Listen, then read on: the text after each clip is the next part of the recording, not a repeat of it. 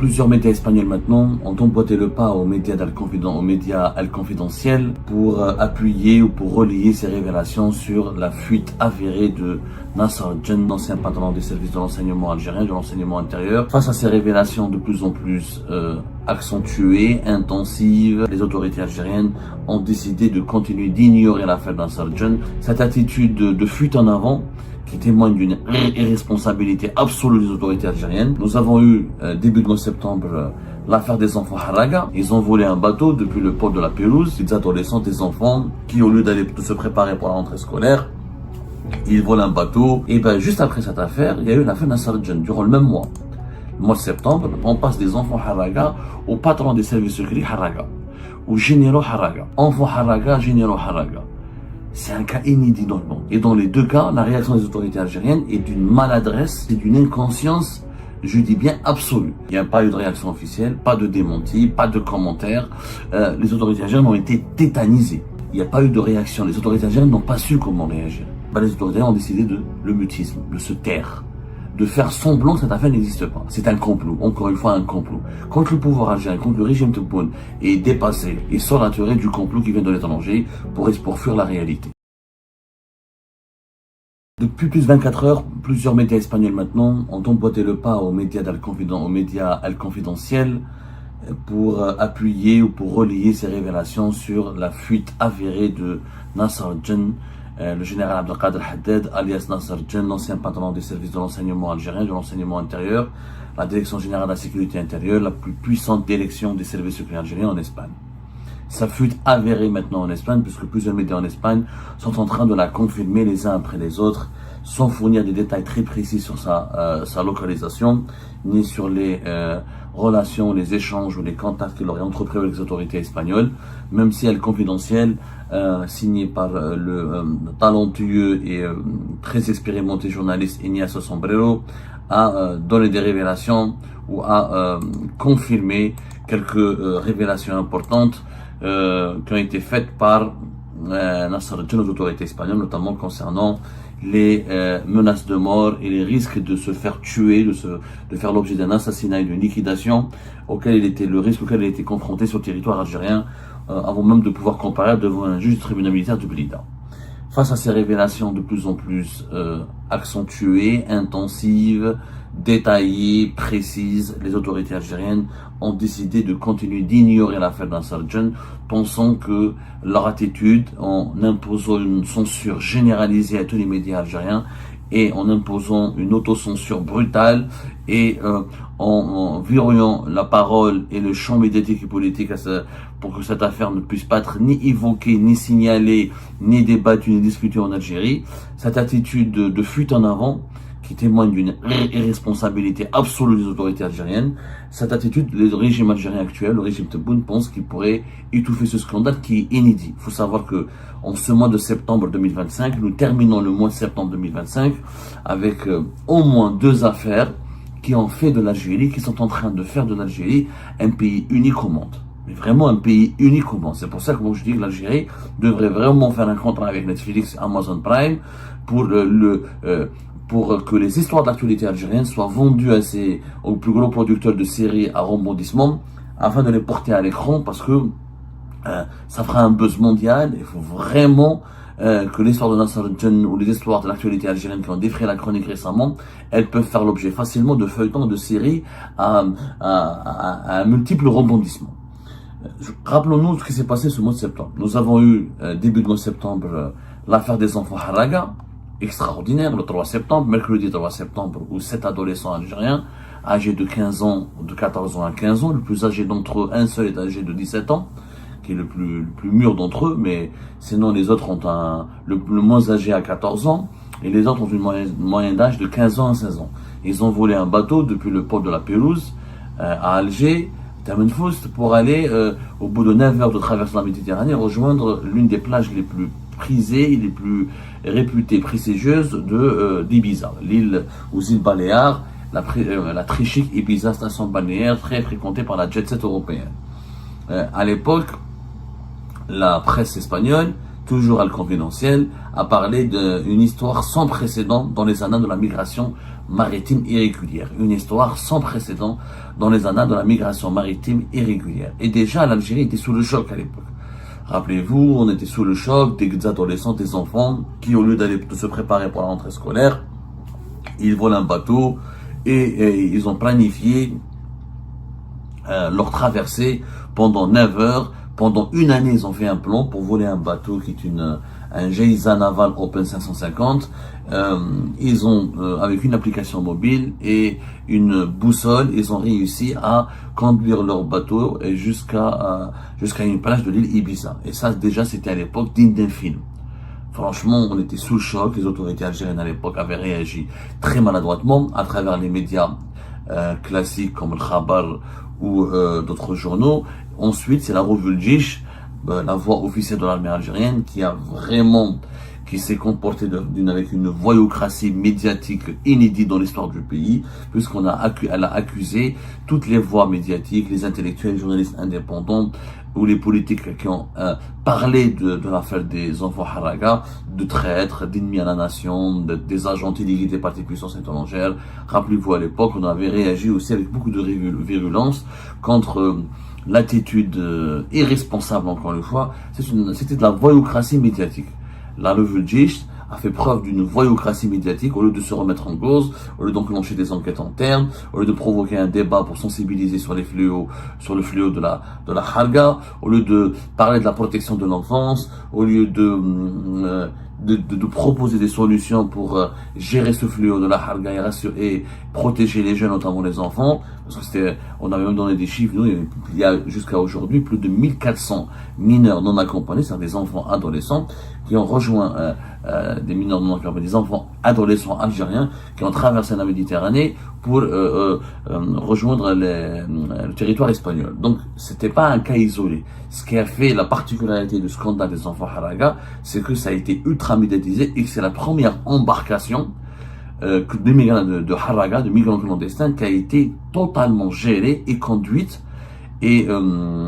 par des enfants adolescents. Il n'y avait pas, alors qu'auparavant, il y avait des enfants Haraga ou des adolescents qui étaient accompagnés par des adultes, ou par un proche, ou par un parent, ou par un voisin, ou par d'autres adultes. Là, avec les enfants Haraga, de ce qui s'est passé, le scandale de la Pérouse, le port de la Pérouse, Tamed Foust, c'est, encore une fois, une histoire incroyable, parce que c'est les enfants qui ont tout planifié, de A à Z.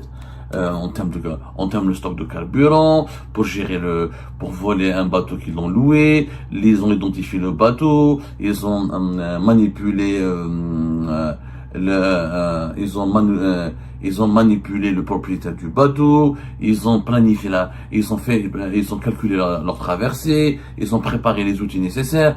Donc, ça a été une première dans le monde entier. On n'a pas vu d'équivalent où des enfants adolescents décident de traverser toute une mer pour fuir leur pays, pour aller vers un autre pays, en se prenant totalement en charge. Et ben, juste après cette affaire, il y a eu l'affaire Nassar Djen, durant le même mois. Le mois de septembre, donc le 18 et 17 septembre, on a eu la fuite du général Nassar Djen, Abdelkader Haddad, alias Nassar Djen, patron de la DGSI algérienne. Donc on passe des enfants Haraga au patron des services secrets Haraga, aux généraux Haraga. Enfants Haraga, généraux Haraga. C'est un cas inédit dans le monde. Et dans les deux cas, la réaction des autorités algériennes est d'une maladresse et d'une inconscience, je dis bien absolue. Alors, dans le cas de Nassar Djen, il n'y a pas eu de réaction officielle, pas de démenti, pas de commentaires. Les autorités algériennes ont été tétanisées. L'affaire Nassar Djen a tétanisé le régime Tebboune. Ils n'ont pas su comment traiter le dossier. Pendant les premières 48 heures, le 17 et 19 septembre 2025, il y a eu un dispositif militaire et sécuritaire impressionnant, y compris au niveau de la façade maritime du wilaya du centre du pays, pour traquer et rechercher Nassar Djen. Au bout du troisième jour, ils ont compris que Nassar Djen, ils ont reçu des informations détaillées qui expliquent et qui affirment que Nassar Djen n'est plus sur le territoire algérien, il a fui vers l'étranger. Donc c'était pas la peine de continuer d'ensacrer la capitale et ses environs, de provoquer des bouchons et des embouteillages de 8 heures jusqu'à 9 heures, et de bloquer les accès les plus importants de la capitale Alger, de maintenir la population dans un état de panique et dans un état d'angoisse généralisée. Il avait fui. Mais il n'y a pas eu et il y a eu un Haut Conseil de sécurité nationale le 18 septembre 2025, Mais au-delà de ça, au-delà de cette réunion, qui a porté essentiellement dans l'ordre du jour était l'affaire Nassar Jan, au-delà de cette, il n'y a pas eu de réaction. Les autorités algériennes n'ont pas su comment réagir. Au final, quand ils ont vu que ils étaient vraiment ils ont été humiliés, ils ont été ridiculisés par Nassar Jan qui a vraiment pris la fuite et qui a roulé tout le monde dans la farine, ben les autorités ont décidé de le mutisme, de se taire, de faire semblant que cette affaire n'existe pas. Ils ont lancé par la suite, à partir du 21 et 22 septembre 2025, une opération de propagande pour nous faire croire que c'est bon, il s'était rendu, il a été arrêté, il n'a jamais pu fuir. Ensuite, par la suite, ils ont voulu effacer toutes les traces de l'impact de leur dispositif sécuritaire et militaire qui avait été mis en place, qui avait été mis en œuvre entre le 18 et 19 septembre 2025, en faisant croire que ça n'avait rien à voir avec l'affaire Nassar Jan et que le scandale Nassar Jan, comme le scandale des enfants Haraga, est monté de toutes pièces par des puissances étrangères ou par des agents ou services de puissances étrangères hostiles à l'Algérie c'est un complot, encore une fois un complot contre le pouvoir algérien, contre le régime Tebboune est dépassé et affaibli ou profondément déstabilisé et sort la théorie du complot qui vient de l'étranger pour fuir la réalité. Sauf que là aujourd'hui, on peut pas vraiment se taire. Je pense que nous on a dit hier, Tebboune et Chengelhat maintenant doivent rendre des comptes. L'Algérie devient un pays unique. La nouvelle Algérie devient un pays unique. Des enfants Haraga aux généraux Haraga, c'est extrêmement grave. Surtout que maintenant, dans les premières révélations du média espagnol confidentiel, Nassar a fait part aux autorités espagnoles de tentatives d'assassinat, qu'on voulait le liquider, l'assassiner pour déguiser sa mort ensuite en suicide. Ce sont des accusations très graves qui peuvent valoir des poursuites au niveau de plusieurs instances internationales contre Saïd Chengelhat et Abdelmajid Tebboune. Demain, si Nassar Jan a demandé l'asile, ou même s'il ne demande pas l'asile, il lui faut un statut. Il lui faut un statut qui lui permettra de rester sur le territoire espagnol. Donc il est appelé à être auditionné, à parler aux autorités espagnoles et à fournir des explications et à comprendre et à donner des arguments pour que les autorités espagnoles acceptent de le maintenir ou de lui donner pas un asile peut-être, mais au moins de lui permettre d'être à l'abri des menaces auxquelles elle est exposée en Algérie, de rester sur le territoire espagnol. Il lui faut un statut légal. Dans la quête de ce statut légal, il est obligé de parler, de donner des arguments, de donner des informations, de fournir des preuves. Si demain si Nassar Jan continue de dire que voilà, on a voulu m'assassiner, on a voulu me liquider parce que j'en sais trop, parce que j'ai des dossiers lourds, j'ai des dossiers accablants sur Saïd Chengelhat et Tebboune, Saïd Chengelhat et Tebboune peuvent faire l'objet de poursuites judiciaires. Si demain on veut emmerder, si demain Tebboune ou Chengelhat veulent emmerder Nassar Jan, ou le menacer, ou le persécuter, ou l'intimider, Nassar Jan pourrait riposter, pourrait réagir, il pourrait mettre vraiment Tebboune et Saïd Chengelhat dans de très sales draps.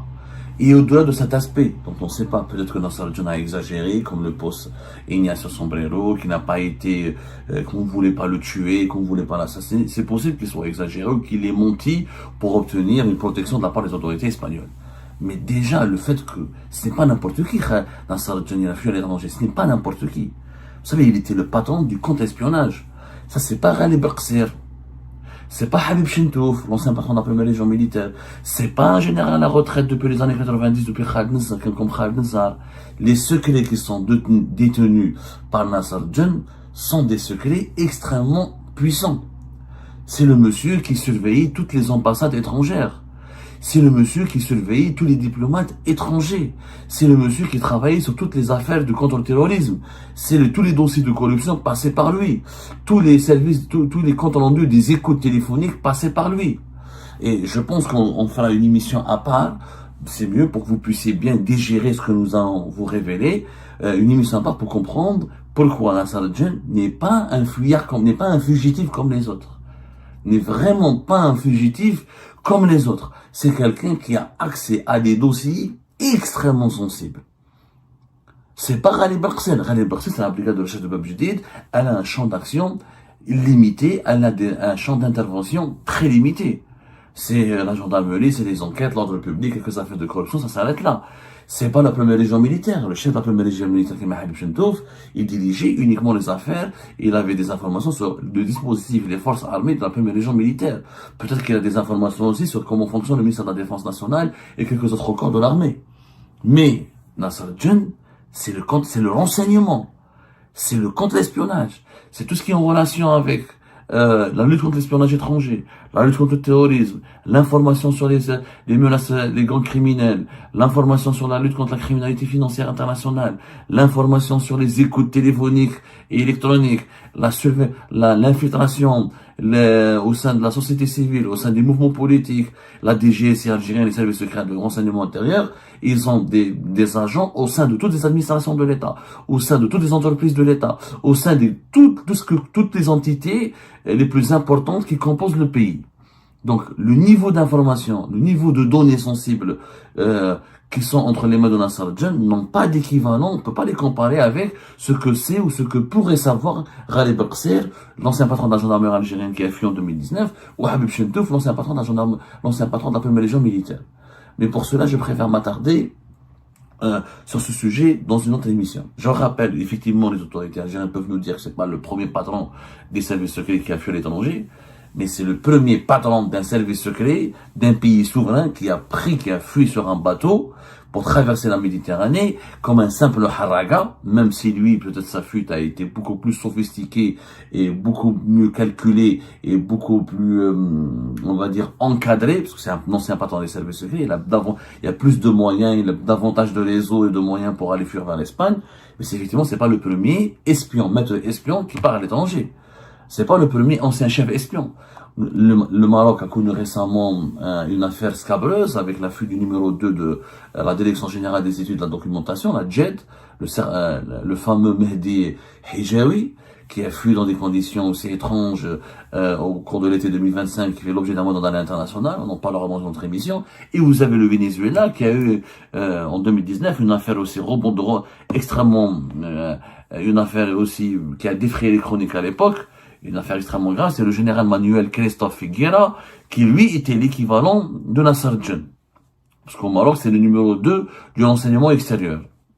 La seule affaire qui est similaire à Nasser Djen, elle s'est déroulée au Venezuela. Au Venezuela, c'est le général Christophe Figuera, général Christophe Figuera, général Manuel Christophe Figuera.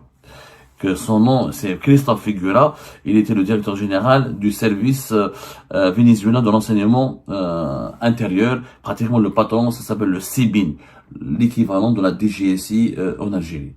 Mais pourquoi l'affaire Nasser Djen, elle est inédite et elle est encore plus particulière et elle a un cachet, on va dire, elle est extravagante. Voilà, elle est extravagante. C'est que Nasser Djen, il a fui à bord d'une embarcation d'un bateau, comme un migrant clandestin. Le patron des services secrets du Venezuela, il est parti d'abord en Colombie. La Colombie, c'est à côté du Venezuela. Il a traversé les frontières. Il n'a pas fui à bord d'un bateau pour aller depuis la Colombie, il a rejoint les États-Unis d'Amérique.